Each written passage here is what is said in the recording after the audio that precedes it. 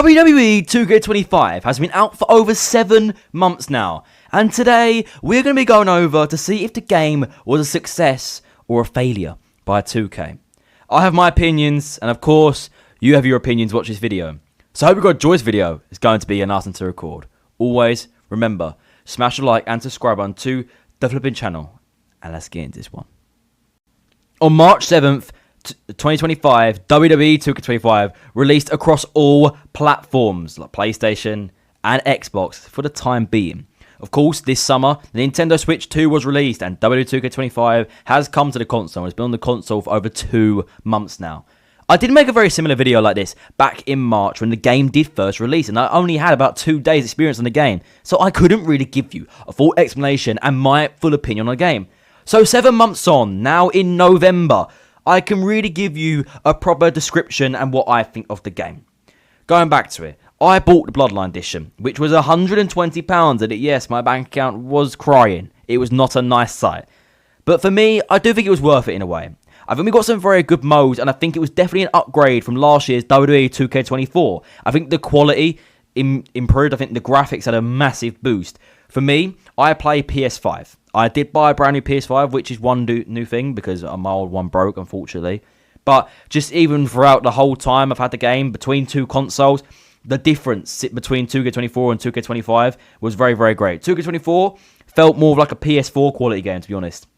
The graphics sometimes looked a little bit glitchy and very pixelated, which was always a disappointment. And one thing I did say that 2K24 was a disappointment of, but 2K25 upped the game so much. The sound quality, the graphics mainly, were just incredible. And when I first bought the game and I realised, on obviously a 4K monitor that I do have, not trying to flex, but you know what I mean. Like, I have that. It just shows you the quality. It shows you how good the game really is. And a lot of people didn't like 2K25. They said it was a very similar game to 2K24. But for me, my response is, what more can you do? It is a wrestling game. They can't be introducing new modes like Fortnite because it's not like that. It is a different type of game because, again, they're based on storylines in real life. They're wrestlers in real life. And WWE is just a squared in-ring circle. For me, in my opinion, I think one of the modes that stood tall in 2K25 this year was the Showcase mode, dedicated to the Samoan dynasty, the Bloodline. It was a very incredible mode. I completed it quite quickly, to be honest with you. I'd done it in probably the first month of it being out, which, yeah, I sound like a fat neek, but, you know, yeah, it's what I do, ain't it? The way the Showcase started off as well, we recapped back to WrestleMania 40, when, of course, Cody Rhodes did defeat Roman Reigns to end his 1,316-day reign as undisputed Universal Champion. And after that, it was Roman laying on the mat with his character, saying that this is not where it ends. There's still so much more to explain. And they went through some of the best Samoa matches all the way back from the late 80s to early 90s, all the way to current day 2025, which was actually incredible, and I really enjoyed it.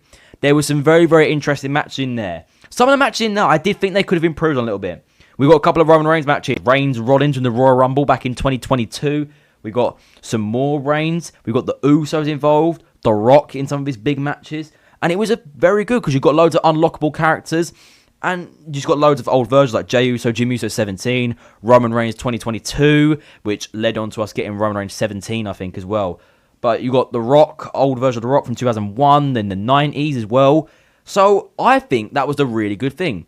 And Showcase, it was an add-on because there was a lot of add-ons with the mode I bought. So, of course, I'm going to glaze it a little bit more because I had all the bonuses.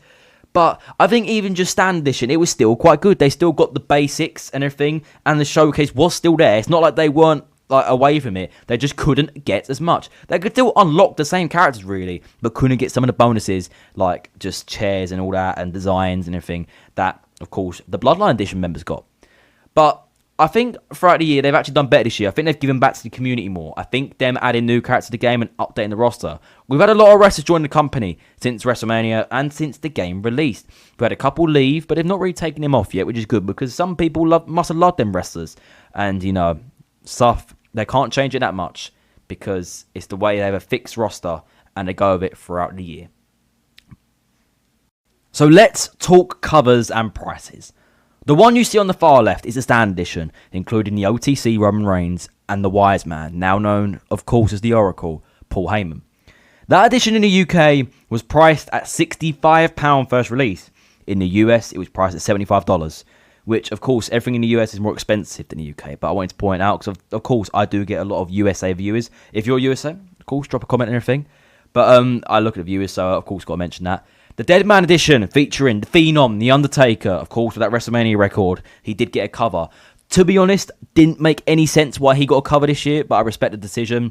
That was priced at 90 Great British pounds, and that's $100 US. $100 is not cheap, that's one thing for sure.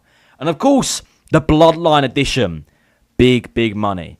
In Great Britain, it was priced at £120, and in the US, I think it was priced at $150, which is, wow, $150 for one game.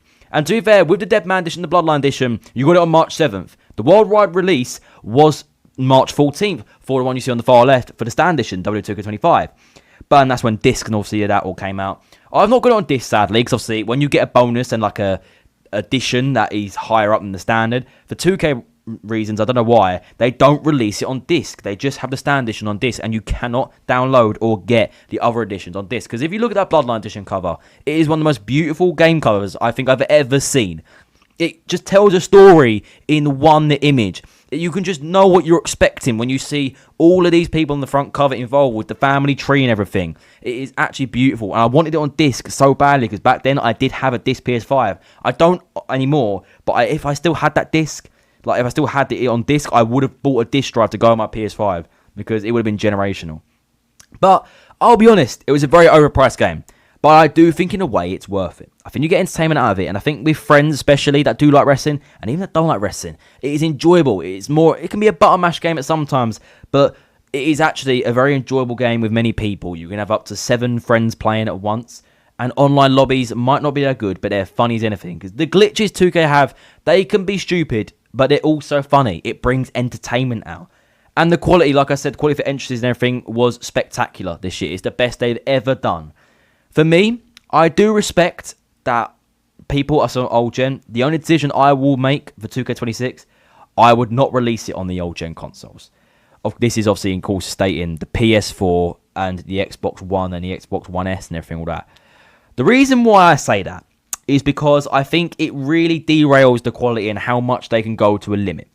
Because the PS4 and Xbox still needs to be able to sustain, of course, the graphics and how much the game runs at, FPS and frame rates, they can't do it as high, otherwise they wouldn't be able to put it on the console. So they have a certain limit, and it's disappointing sometimes because I know I can see the potential of what they can do if they just let it on next gen fully, because the next gen consoles can run 2 times, maybe even more, the frame rates and everything like the old gen consoles can. This goes for Xbox Series S and X, and of course the PS5. In a way it includes Nintendo Switch too, but that is more like a PS4, it's just a handheld console. But I just wish they'd do that for 2K26. I do understand in a way that people cannot afford new gen consoles. I am quite lucky to be able to afford one, and for some people out there that can't. But I do think we are getting to a point now where the PS5 and Xbox, the new gen, are over 5 years old now. It comes to a point where, come on bro, you've got to lock in and buy one. Because the PS4 is over 12, nearly 13 years old next year. The 13 years old. So it comes to a point you've got to let it go. The PS6 is rumoured to come out in late 2027, early 2028. And that literally, you might think that's a while away now. That will come around quick in 2 years, I'm telling you. Like 2023 feels not long ago, that's 2 years gone. So it just shows you. But what did you think of WWE 2K25? Of course, we're 7 months in. We've still got a while to go until March next year and until January before any rumours and covers drop for the new game. But I think this game has been a major success. I do think it's been better than 2K24, and I think the sales have been quite good. I think it's one of the best games 2K do produce. I do think it's better than NBA 2K. I know a lot of basketball fans won't agree with me on that one, but for me, I like basketball. I don't like the NBA games. I think they are so incredibly mid. But thank you for watching the video. It has been nice to record. Always remember to smash that subscribe button to the flipping channel, and I'll see you little day faces soon. Goodbye, guys.